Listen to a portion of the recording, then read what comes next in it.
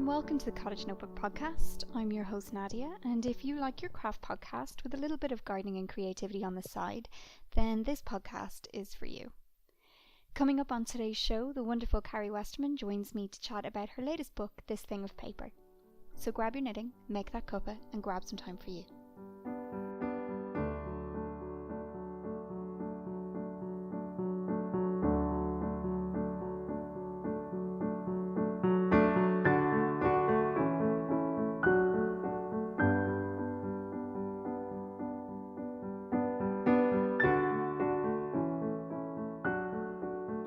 Season 2 of the podcast is partly sponsored by the wonderful Ellie and Ada. Ellie and Ada produce artisan yarns and products for your maker life. You can find out more from Laura over on ellieandada.com. Now, if you're a new listener, come on in and have a nosy around the blog, Ravelry and social media. And if you would like to get to know us just a little bit better or take part in any of our challenges or creative discussions, then pop over to our Facebook group, which can be found from the Cottage Notebook Facebook page.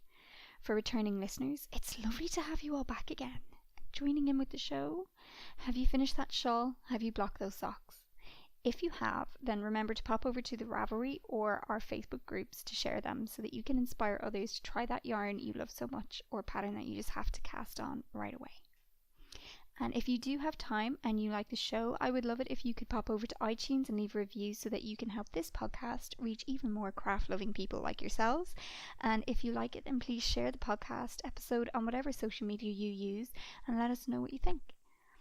If you want to stay up to date with all things from the Cottage Notebook, then make sure you are signed up to the newsletter, which you can find on cottagenotebook.ie. Now, this lady really needs no introduction.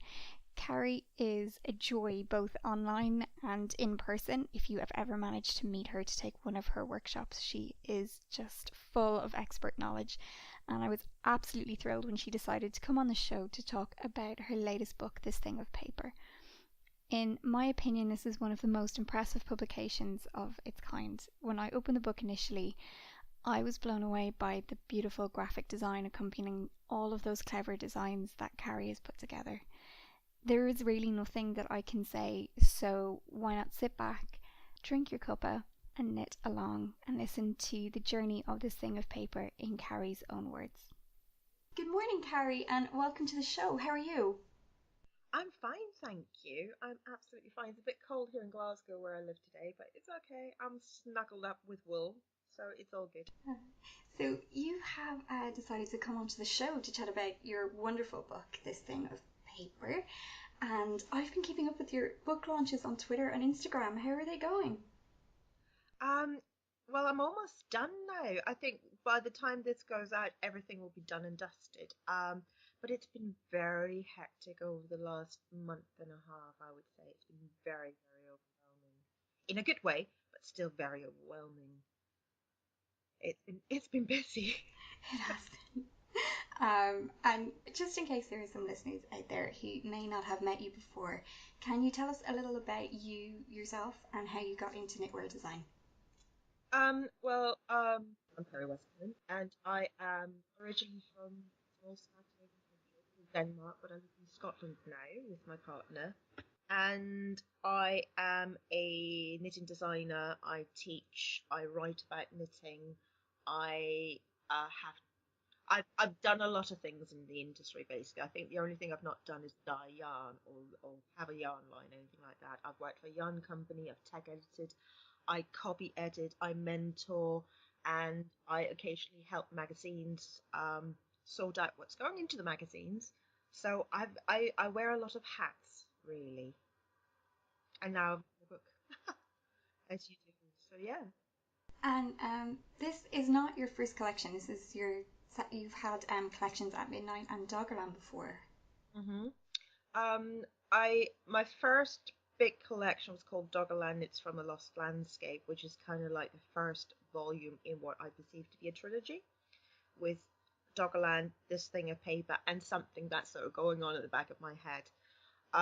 So Doggerland was, I think it was 8 patterns that came out from about 2013 to 2014, inspired by archaeology, land art, and climate change, really. And now I've done this thing of paper, which is 11 patterns inspired by books. And in between that, I've done sort of mini collections, but those are sort of two big ones. Yeah. And there's some big differences between Doggerland and this thing of paper. And for me, that's really interesting to watch, because Doggerland was solely you putting that together. Mm. And this thing of paper was very, very different. So could you tell us a little bit about why you moved from Doggerland being solely you to the Kickstarter for this thing of paper, and then obviously more people being involved?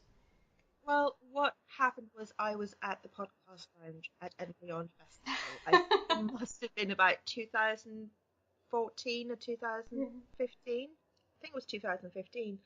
And I was doing a Q&A, and somebody asked me, why don't you do a book? And I was like, books cost a lot of money. And she was like, well, why not try crowdfunding? And I was like, I never thought about that. But I wanted to have a project where it was important that it became a book. I didn't just want to do a tangible physical object just because I could do it. I wanted it to have a reason for becoming an actual physical material, tangible object. And I think that is what I had with this thing of paper. It would make sense to produce it as a book because it is about books and it's about book production implicitly, and it's about the materiality of objects and why we like certain yarns, why we like certain needles, what feels good in our hands. So that's why I went from doing a PDF, a digital download, which Doggerland was, to doing this massive project where I had to take on a lot of people to help me out. And also, I think that project is not just me, it's about those 725 crowdfunders that are very much involved from the start. So I went from being just on my own for doing Doggerland, me, my partner David, who does all my photography and illustrations, and my tech editor, to having a team of me. I now have an assistant helping me out. David's still on board for the photography. I had a graphic designer, I had a copy editor, I have a technical editor, and I had, as I said, over 700 people wanting to be involved one way or another, and it was a massive change, really huge change. It was a lot bigger than I anticipated, but also a lot more fun, really, because I've kind of been there, done that with Doggerland, and now I wanted to challenge myself, and this was it, really. And your this collection is very much inspired by your previous life as a book historian. Can you tell us a little bit about that? Of course I can. I would not say it was book historian per se. It was more literature with an emphasis on book history and print culture, which is pardon the pun, but that's an academic Yeah. difference. But it's still there. So what I used to do is I used to be, as I usually say, I used to be very clever, and I used to do stuff with early modern literature written in English, and stuff about how the material aspects of a book influence how we read books and texts. So that was sort of a previous life when I was very clever, and now I'm working in knitting exclusively, but I find that working in knitting has actually meant that I'm back in academia, just with a slightly different slant. I have worked with the University of Glasgow. They've had a series of workshops and conferences revolving around hand knitting and the implication of hand knitting and textiles on the Scottish economy, and I've been involved in that, and I've very much enjoyed liaising with the university, and the University of Southampton as well, and I've given a lecture at In the Loop conference as well, and sort of given academic advice really to museums and universities really, and I think that's something a lot of people don't really think about when they think about my work, is that I also have that sort of slightly different approach to knitting sometimes, and knitted textiles, and it's actually quite enjoyable being back in academia on the sly, because I don't really have to, apply for funding. I don't have to apply for grants. I don't have to get through meetings. I can just sort of waltz in and give my opinion on a couple of things and then say, yeah, thank you. But it's a joy being able to contribute in an informal way, but still being able to contribute to something I really love. And it's, having that sort of intersection between my previous life and my current life is having those two things meet is absolutely joyous to me. It's really what I love doing. So how did the concept then for this thing of paper come together? Because the book is very much centered around Johannes Gutenberg and the idea it going from manuscript to the invention and then printed. Yeah, I think I first thought of, and this is gonna make you go, oh for goodness sake, Karie. But I first thought about doing an entirely handwritten and calligraphed book, illuminated by myself.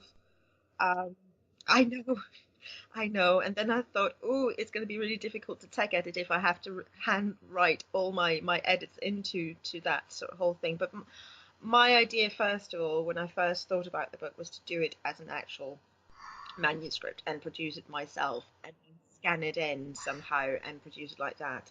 And then I came to my senses. Then I came to my senses, because that way madness lies. Yeah. But then when I started sitting down and actually thinking about it, because I have that background and I've done a lot of work on early printed books, the so-called Incunabula from about 1455 to 1501, I kind of knew I wanted to have that as almost like the axis around which everything else revolved. So from that point on, it was quite obvious for me to start off with what came before and what came after.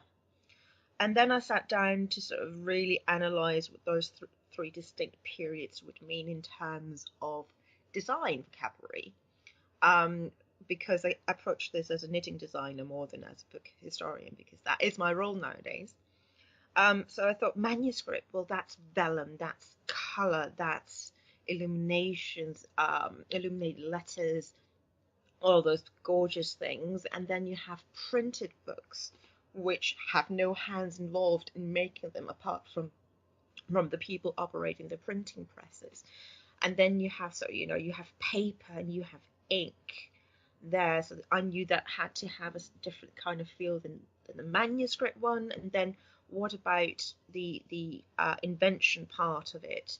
Well, that was sort of a mixture between handmade and machine made, so I needed to have something that would show off a hybrid almost, that had both aspects involved, sort of both quite exuberant colors, but also something that was quite muted at the same time.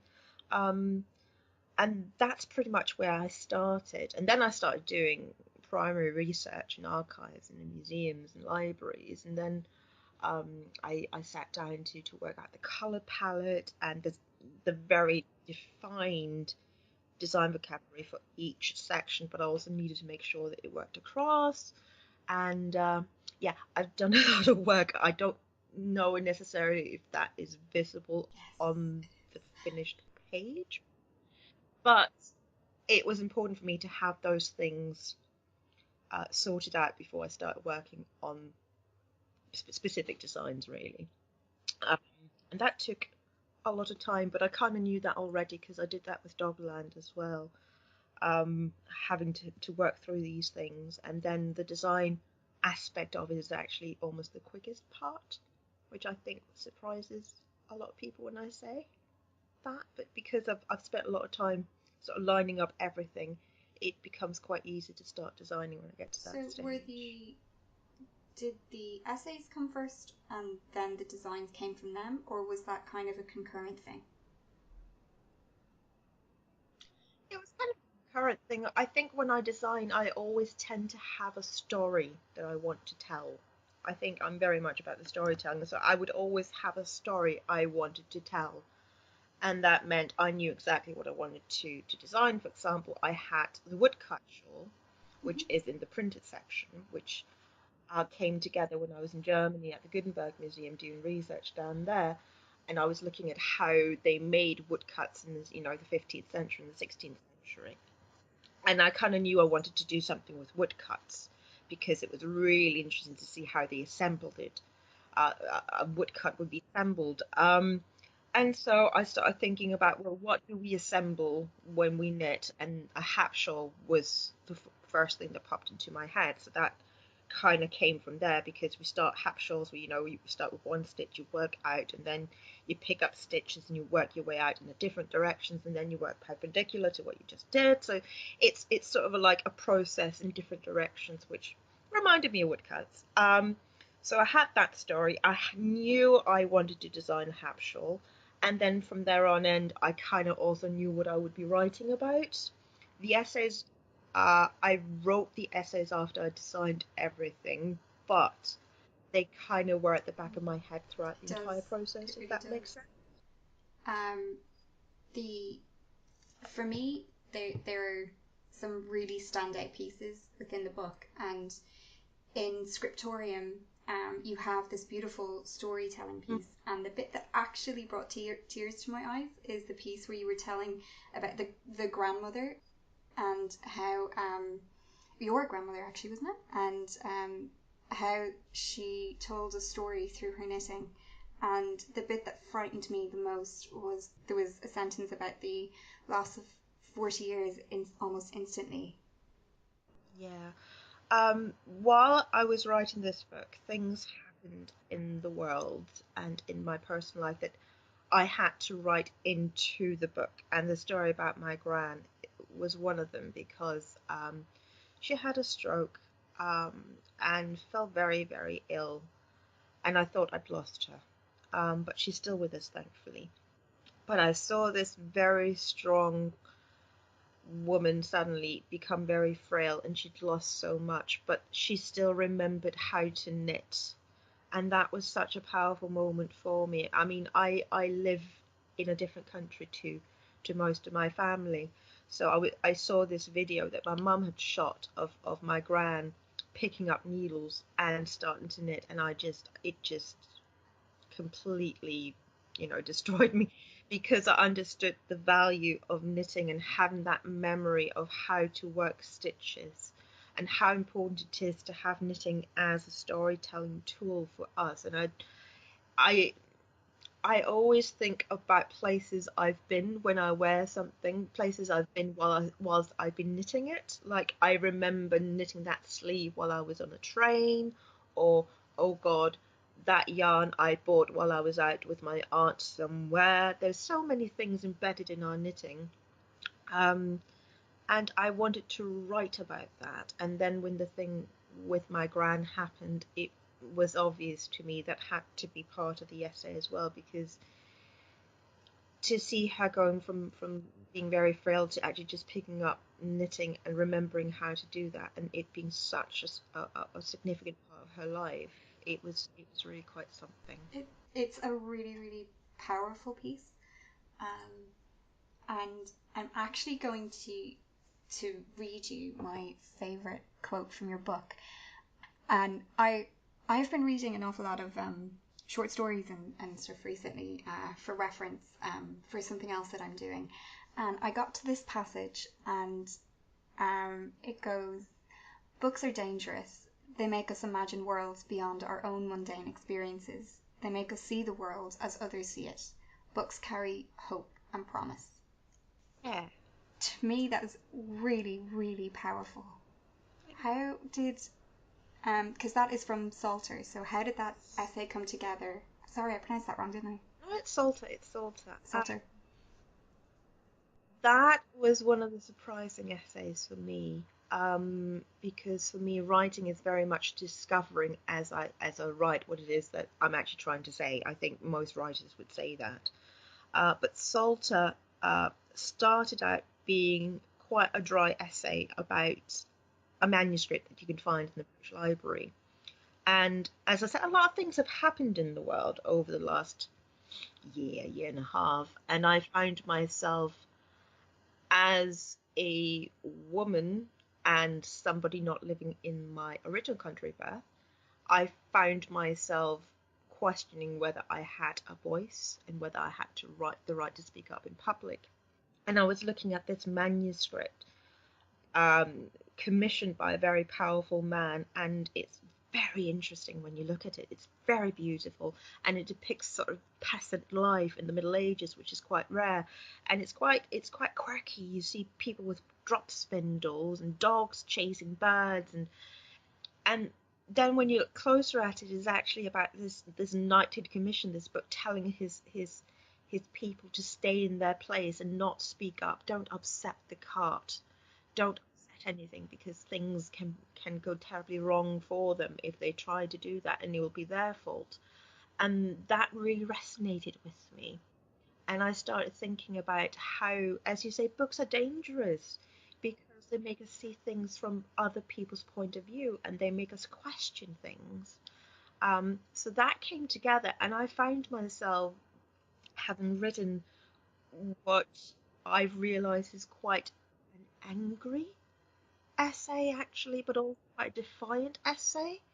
Um, I'm not quite sure how that happened, but the book became a lot more personal than I thought it was going to be, and that essay definitely has a lot more. I don't know, not well, anger's probably not the right word, but it has a lot more to say than I thought. I think sometimes when you sit down to write something, when it leads you in certain directions, so that sometimes it helps you process things as a whole as you're writing it. Mm. Then with the essay, going with the shawl design, because it's such a beautiful, it has this neutral colour and this beautiful dark blue. Is that why you decided to put them together along with the... Well, it's actually, again, I have a story I want to tell.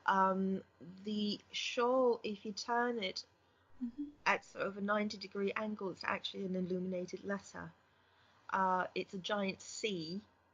Oh my god, yes it is. Yes, it is.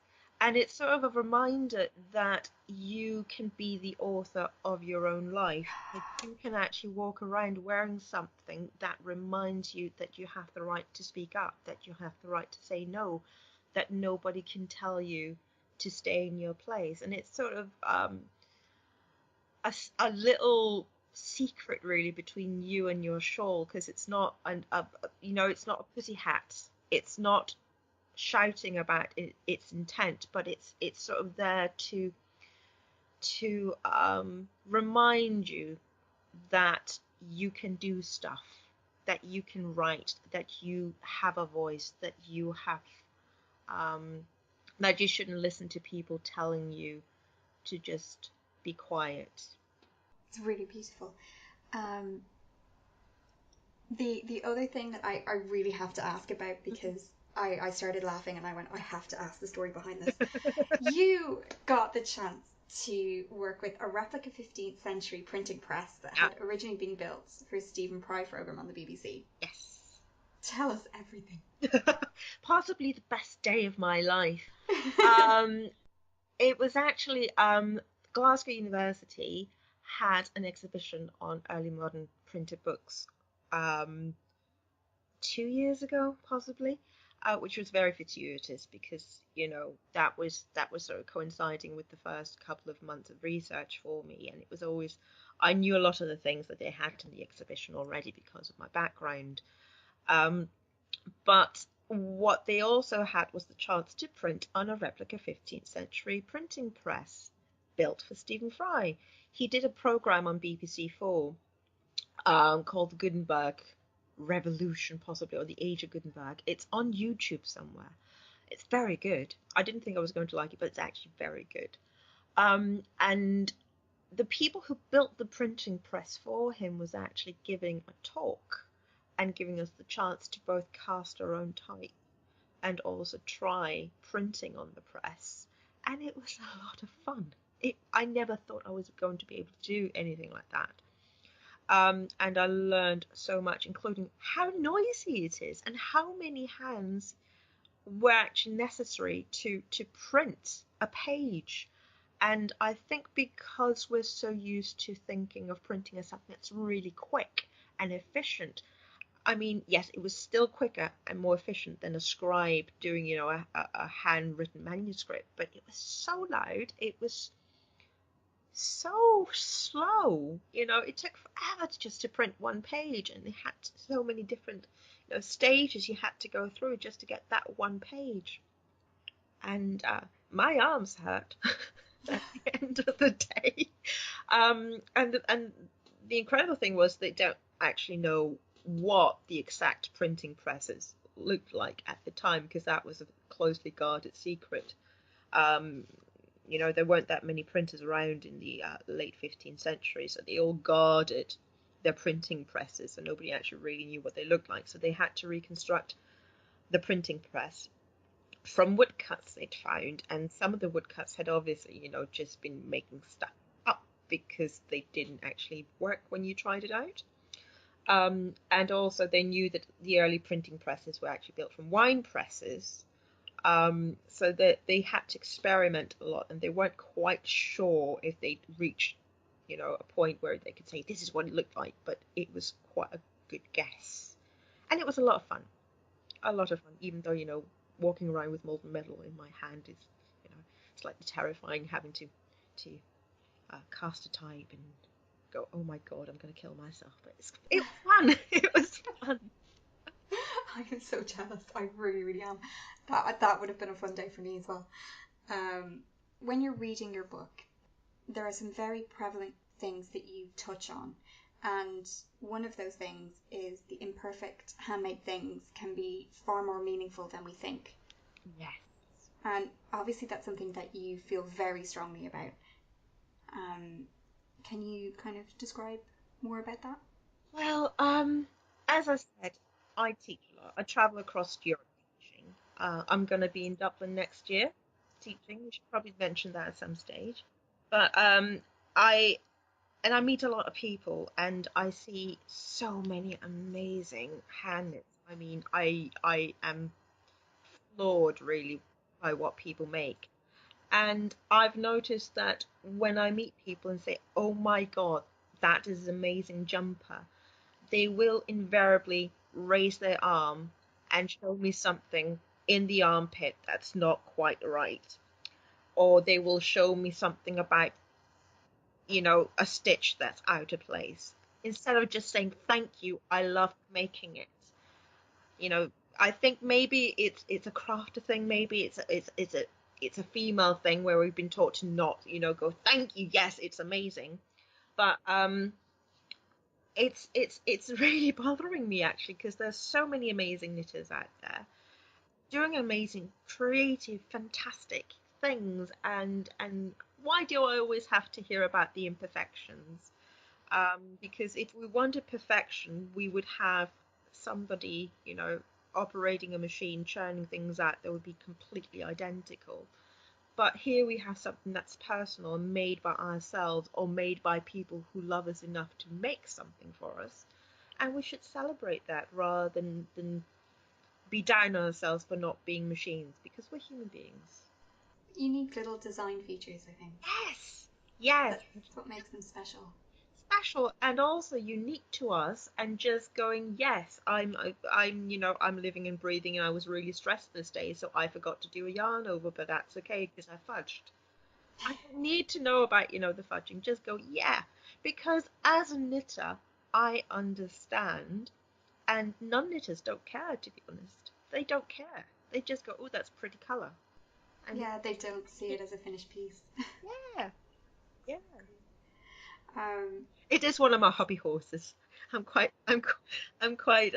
amazed you picked up on that though.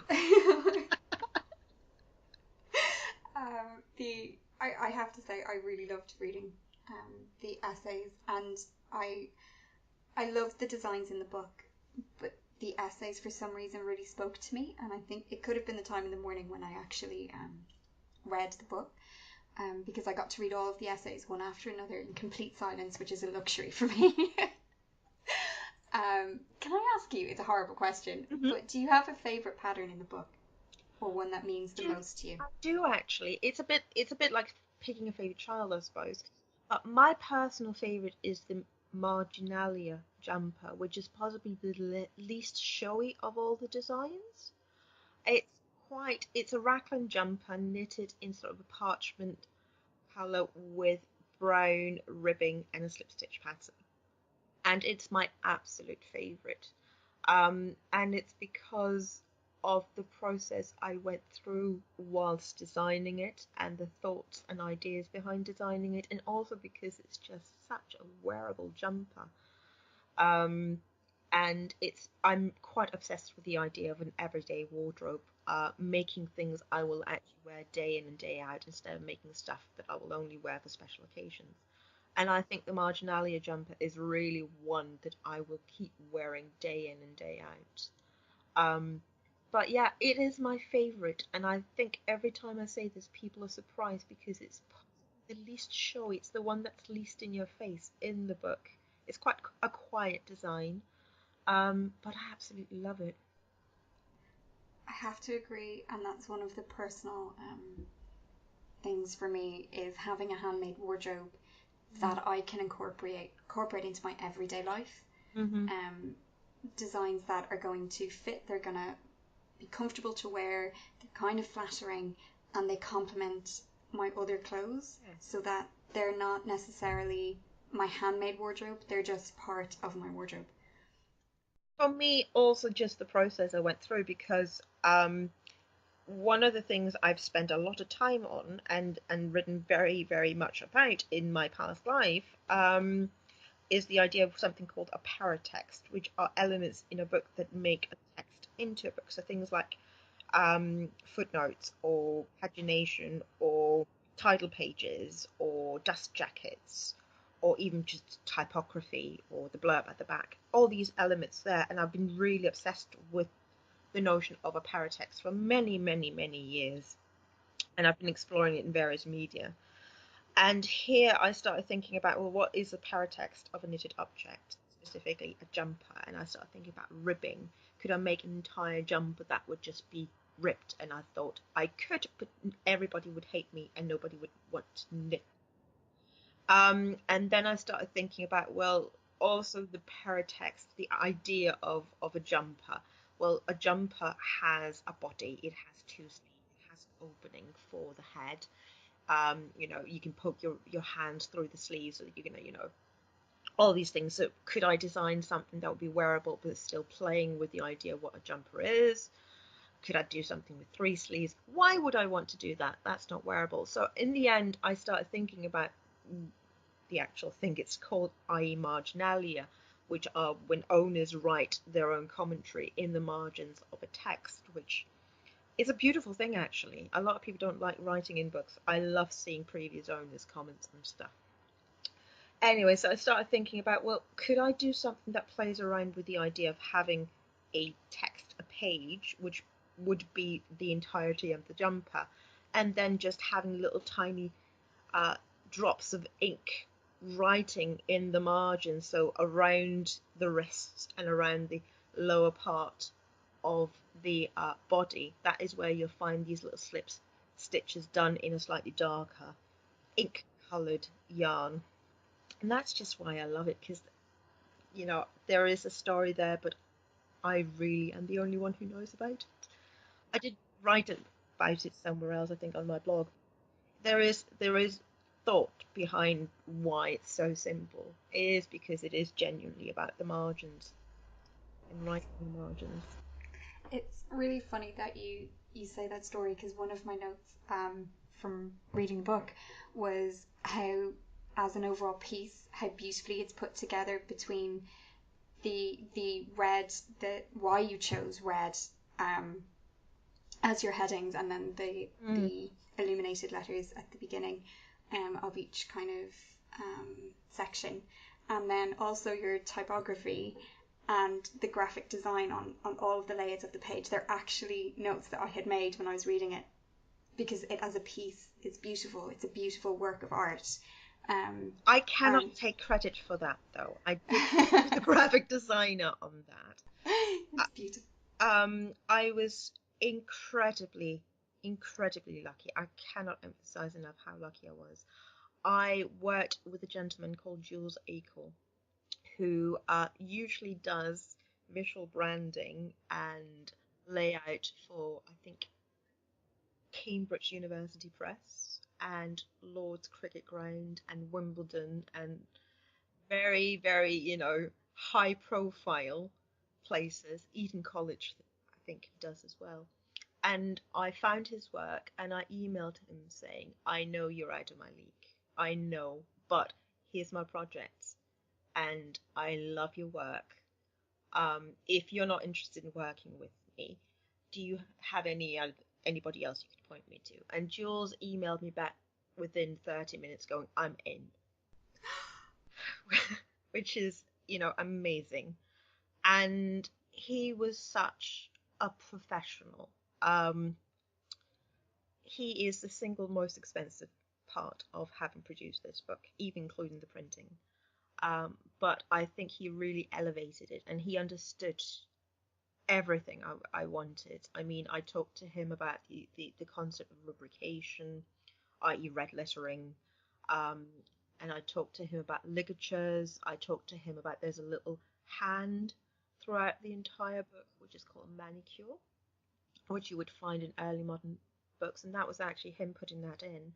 And he did so much work on this, and absolutely was on board.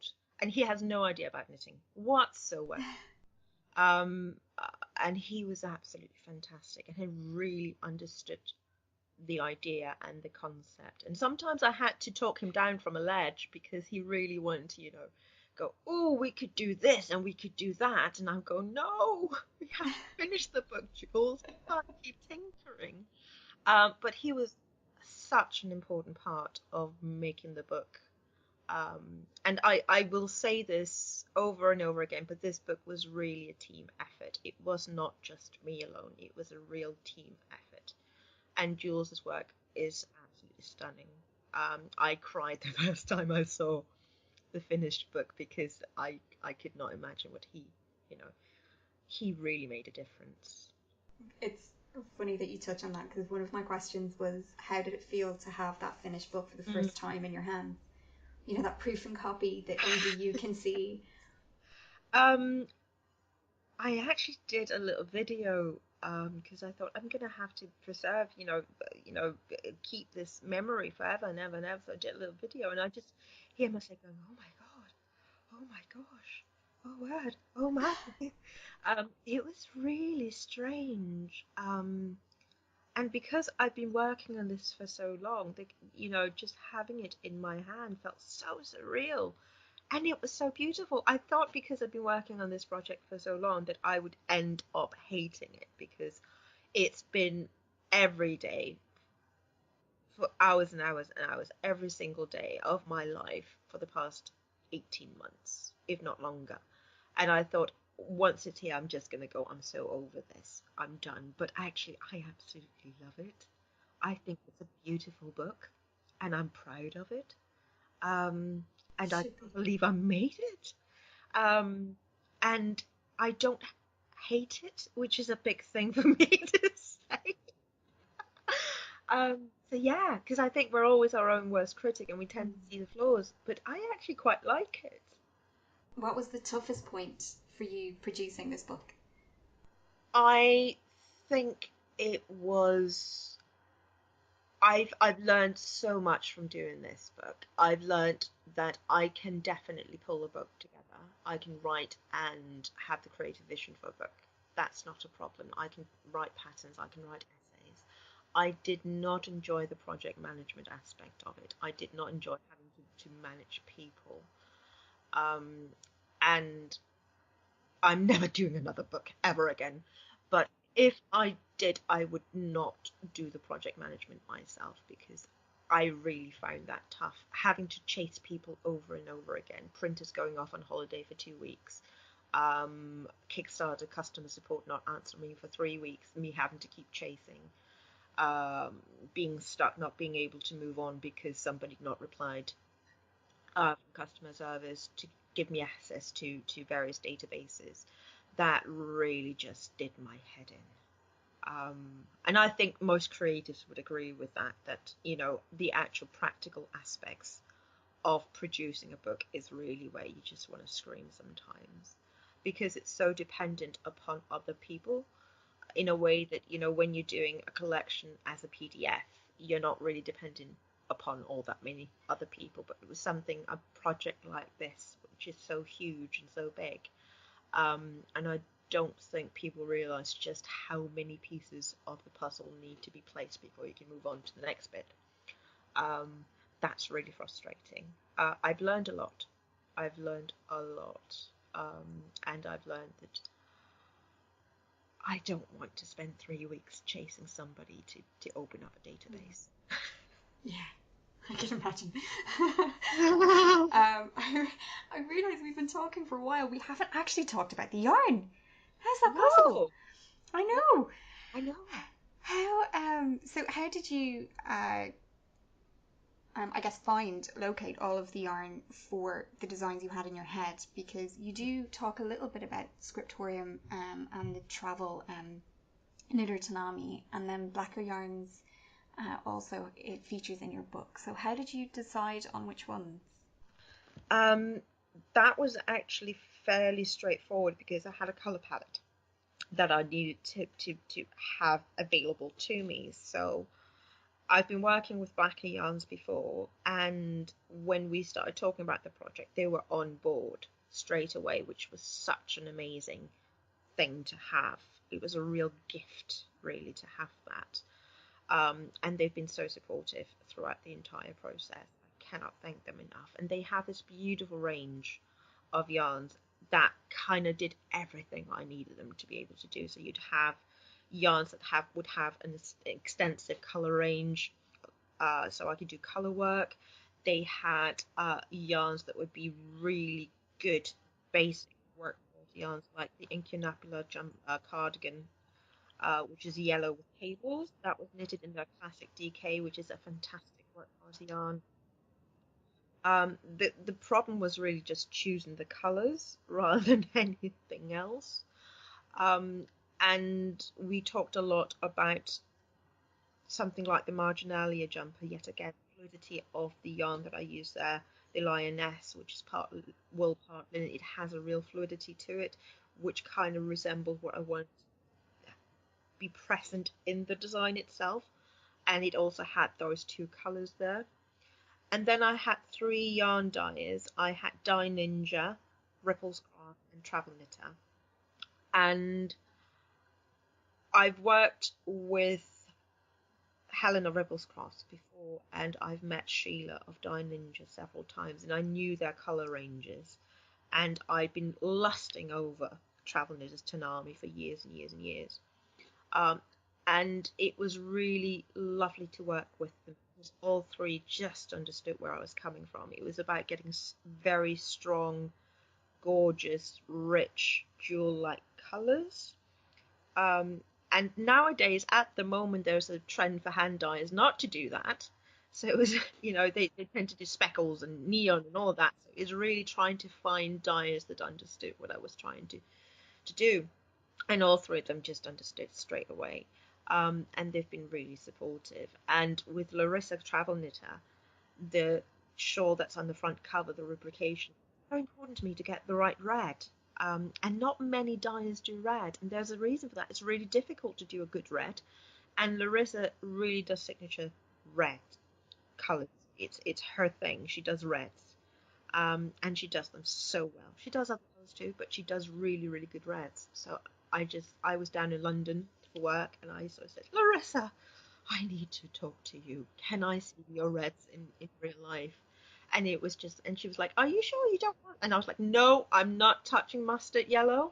It may be my favorite color in the entire world, and you do gorgeous mustard yellow, but no, this is red. And it is the most stunning red.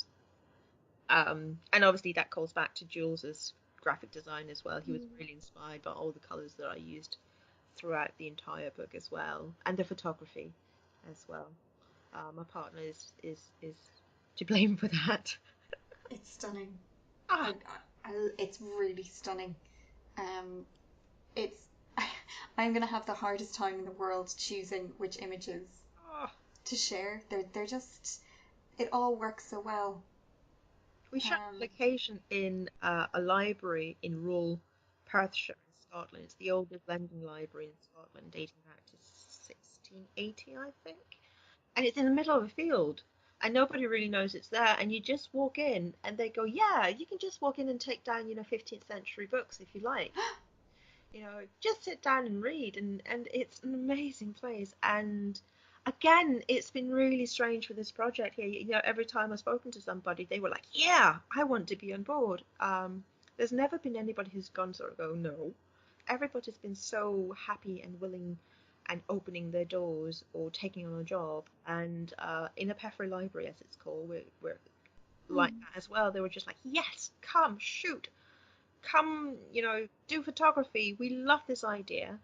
And it was such a special place to shoot all the photos. The one for Marginalia, you're just sitting in this beautiful comfy chair in front of a gorgeous bookcase. That's just the library. That's the small room in the library. There's a big open reading room with floor to ceiling bookcases with leather bound books. And that's sort of the main part of the library. And then just to the side, there's a small room with the modern volumes, which means 19th and 20th century books, which is where we shot the printed section. We shot all the invention patterns within the reading room or just outside the reading room. And then we shot all the patterns for the printed section in the small modern room. And then I think, we had to do a couple of pickups. So there's one pattern where we actually shot it at Glasgow University. But apart from that, that was the vellum cardigan we shot there. But apart from that, it's all in the Peffery Library in specific sites, because it was important to me to have a consistent visual sense, a visual vocabulary of sense of place with each section, just to give them sort of a coherent feel as well. I thought through a lot of things. It's very clear. Your design process is slightly different to others, because you have talked about it before on previous podcasts with Joe. So yes, if you haven't heard that, pop on over to Shiny Bees. It's episode 93. You can listen to Karie talk about all of the businessy kind of end of design, which we didn't get to touch on today. But if people want to meet you in person, where are the next places where we can meet you? I'm going to be at Edinburgh Yarn Festival in March. Yay! I'm teaching. I think I'm teaching 3 classes, or maybe I think it's 3 classes. And we're starting to talk about doing a possible meetup, because there's going to be this thing of paper knit along, which I would say I've not finalised the details, because I have been packing books for the past month. I'm not joking. I have been packing books for the past month. So I'm not. Fantastic. You say that. You should see my hands. Anyway, so there's going to be a knit along with this thing of paper, and I was thinking it could be a lot of fun if we were to meet up in Edinburgh, because that's really where it all started back in the day, with that Q&A with Louise Scully. That podcast lounge has so much to answer for. It does, doesn't it? It does. And then I think I'm just looking at my wall planner here, and then I'm doing workshops. I'm doing workshops throughout the spring, and I'm going to be in Dublin for Woolen. Yay! So excited about and that. I've never been to Ireland before, so that's exciting. It's really, really, really, really exciting. Have so much fun. Woolen is going to be fun. I would say that Woolly Wormhead is also going to be in Dublin, and we tend to make trouble when we're together. Yeah. So that's going to be fun for everybody. Oh, I can't wait. I actually can't wait. I'm really excited to meet you in person, because I missed you at EYF because you were teaching, and then I was gone and I didn't get to EYF. I'm always so busy at EYF. I never meet anybody really, because I'm always on the way to a teaching gig. it's so hectic and big and lovely and fantastic, and I always miss seeing people. I meet so many people, and there are tons more that I could meet. So I shall see you in Dublin. Definitely. I don't know if I'm going to EYF this year or not. It's gonna depend on timelines kind of coming Mm-hmm. together for me. It's a bit for some reason March is really tight for me in 2018. It's so funny that my diary is blank the months prior to it and the month after, and then it's like March is crazy. So Always crazy for me. Always. This is one of those things when you start doing what I do for a living, and now you as well, is that there are certain times a year that are just very busy. yeah, you blink and the month's gone. Yeah, pretty much. uh, I was having a conversation with my partner actually about, when we're going on holiday, because we've decided we are actually going to sit down and coordinate our diaries. And I said, how's February 2019 looking for you? And he just looked at me going, "Oh my God, woman, most people don't even know what they're doing 2 months from now." And I'm going, "Well, I need to know what you're doing February 2019." It's, yeah, I yeah. understand. Is there things that you wish that you knew before starting this type of career? Um, well, I don't think I ever consciously started this career. So that's a really difficult question. Well, maybe the fact that if I'd known that I was starting a career when I went into this, that would maybe have been my idea. I kind of stumbled into this not by mistake, but by accident. So maybe if I'd actually planned on starting this as a career, that would have been clever. I feel the same. Yeah, yeah. Yeah.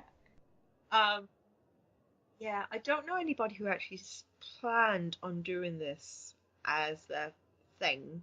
I think we just all sort of stumbled into it by accident, stitch by stitch, more or less. So yeah. I'm gonna finish up with my very last question, which is the same to Okay. everyone, and it's kind of funny because we are talking about this thing of paper, but what is in the future for you? What does 2018 look like? Well, I'm going to go on holiday. I'm going to take some time off, because as I'm talking to you, this is my 43rd day of working in a row, which isn't good. It's very not good, very much not good. So I'm going to take some time off. And then I'm looking at my wall planner and I'm seeing quite a bit of teaching. Um, and I'm going to spend some time figuring out what I'm going to do next, because I did have a 5-year plan and I've achieved in 3 years, which is slightly daunting when I think about it. I haven't really had time to sit down and really think things through. I mean, I do have ideas. I have some ideas, but I want to think them through and make sure that the right idea, and not just rush into the next thing because I don't know, because I feel like I need to. So I'm going to teach. I'm going to have some time off. I'm going to do some tidying and some laundry and very mundane things for a couple of weeks. And then we'll see what happens. I have some things happening that I can't talk about. We'll keep an I eye on always Instagram and I, Twitter. I, I always hate when people say that, but we have reasons for saying, "Oh, I can't talk Yeah. about that." Um, it's true. So there are things happening, but I am taking it quite slowly because I think I deserved a couple of weeks off. You do. Do. Thank you so much for coming on the show. It's wonderful to talk to you. I could talk to you for It's hours. really wonderful to talk to you too. I really love your podcast. Oh, yay. Thank you so much. Welcome back. I really hope you enjoyed today's episode, and I'm sure that you could tell that I would love to spend another hour chatting to Karie. If you would like to meet her in person this year, you can pop over to her website and click on events to see where she is teaching. She is also coming to Woollen in Dublin this May to teach knitting the landscape and Nordic traditions, and her third and final workshop is getting published. So pop over to Woolen to nab the last remaining tickets to this workshop. As always, all links for today's show can be found on cottagenotebook.ie/listen. That's if you want to check out all of the images from this thing of paper and links to that podcast episode with Joe from Shiny Bees and tickets to Woolen. You can find that all there. Thank you so much for joining me. I'm your host, Nadia. This is Cottage Notebook Podcast. Grow, craft, love. Bye-bye.